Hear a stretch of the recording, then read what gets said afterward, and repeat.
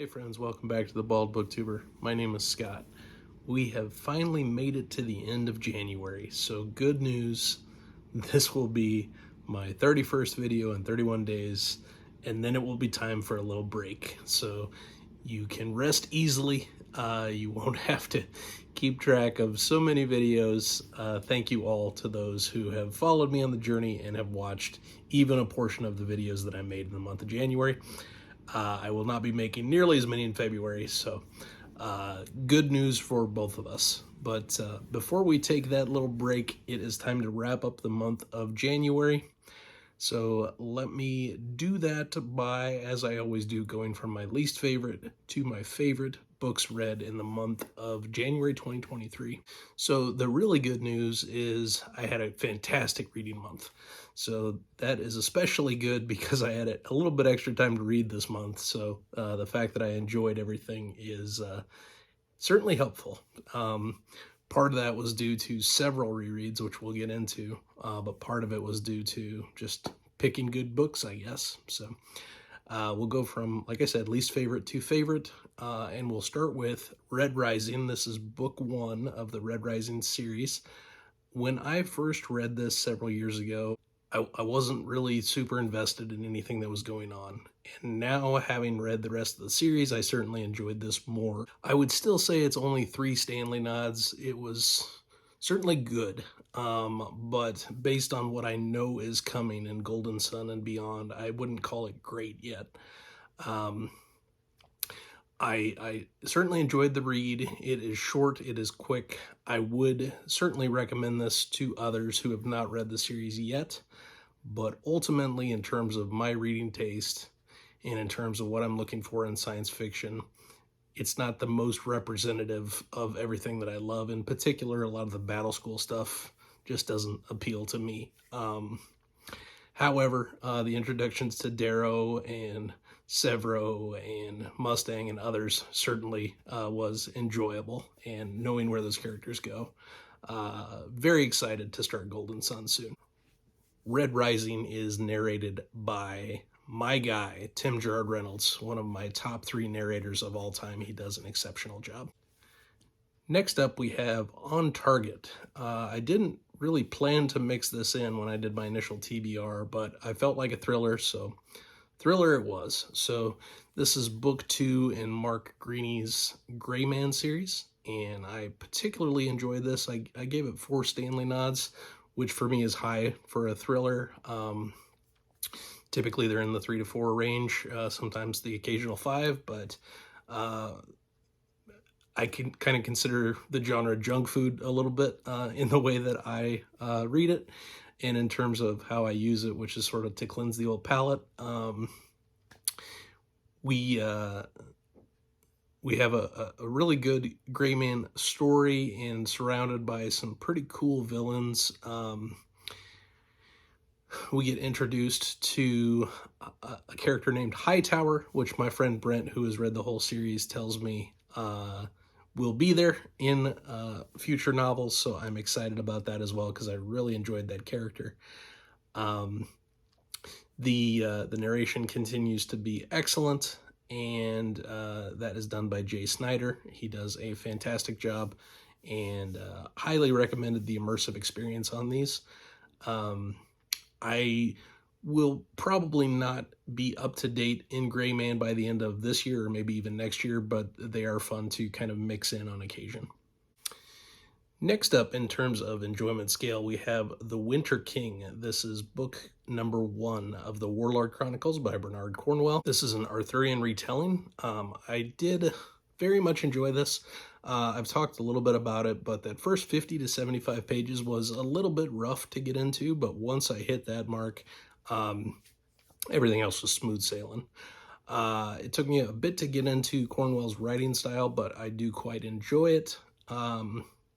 The character chosen to narrate the story, Durfel, was an interesting one.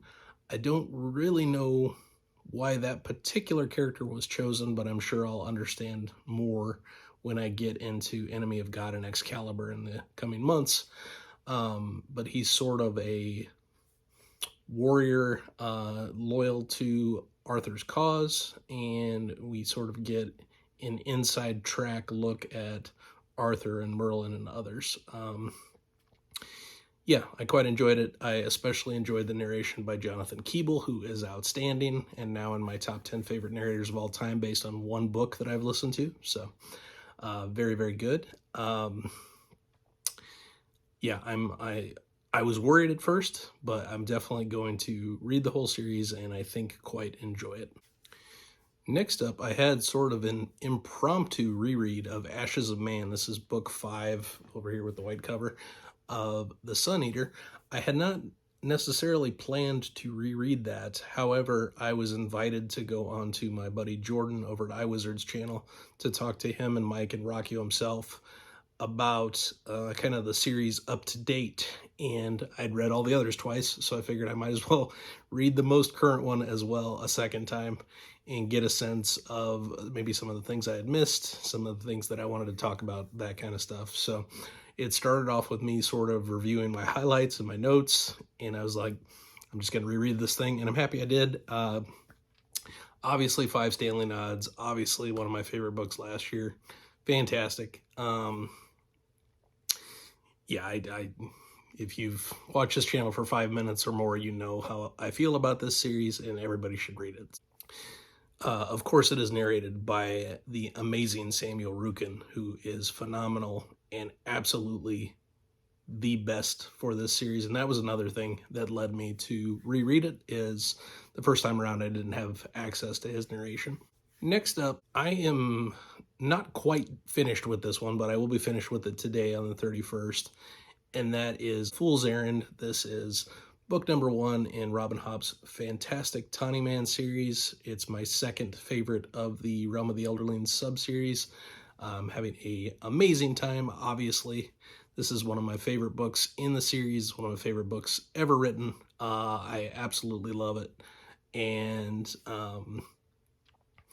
you know, not too much to say other than it is making me both very, very happy and very, very sad, as that is what Hobb tends to do. So it is narrated by the exceptional James Langton, who is, again, one of my very favorite narrators. All right, we then have yet another reread, many of them in this month, and that is A Game of Thrones, of course, book 1 of A Song of Ice and Fire, my favorite series of all time, by the man George R.R. Martin. I don't know how many times I've read this, 6 or 7, something like that. I did immersively reread it with Roy Dotrice, who gets a lot of static about not being a great narrator, but I've spent a lot of time listening to Roy Dotrice in my life, and it is what it is. I don't mind old man telling me stories, so that's all right. I don't know that anything hit me especially harder this time around than usual, but certainly I loved every page, as I knew that I would. Obviously, 5 Stanley Nods. On February 4th, this coming weekend on Joanna's channel, we will be doing our wrap-up / discussion about Game of Thrones specifically, and that's going to be myself and Joanna and Yolene and Joanna Souza and Alex from Tall Guy Reads. So I'm very much looking forward to that discussion. I hope that I'm prepared for it. Some great people to talk with about it, and I can't wait. And then finally, my book of the month, A Shadow of the Torturer. This is book 1 in the Book of the New Sun, one of my very top priorities, if not my very top priority, to read in the year of 2023. So I'm happy it's gotten off to a great start. With this one, obviously 5 Stanley Nods, it has to be book of the month. I read it physically with the trade paperback copy of the bind-up between Shadow and Claw. I listened to the narration by Jonathan Davis immersively as I was reading it, and I also at times would read on my Kindle version of the entire bind-up of Book of the New Sun. So pretty immersed in this. There were passages I read multiple times. I did a dedicated spoiler-free review on the channel of the book. I did a dedicated spoiler-filled discussion live with Christopher Rocchio, as this is his favorite series, so that was quite enjoyable. So there's more to it than just book good. In this case, there was all the underlying stuff and all the dedication on the channel to this particular book that has made it my book of the month. If it is the type of series that has intimidated you to this point, and you're not sure if you should try it, you should try it. It is really, really good. Gene Wolfe is, if not the best science fiction prose writer I've ever read, he has to certainly be in the discussion for some of the best prose I've ever read, any genre. So outstanding stuff. Can't get enough of it. I can't wait. Tomorrow I'll be starting Claw of the Conciliator, so that's how I'll be starting off the month of February. From a stats perspective, that makes 7 books read, 3,765 pages read, an average of 538 pages per book, an average rating of 4.4, and an average of 121 pages read per day, which is lower than I, had hoped it would be with some time off in January, but it is what it is. Hopefully, February I'll have a higher page per day count so I can get some more stuff done in the short month. But if we don't, we don't. But I'm happy with everything I read, as I said. I hope you all had an amazing month of January. Please let me know in the comments what your favorite book was. Maybe let me know what you're looking forward to in the month of February. But as always, publication order always, my friends.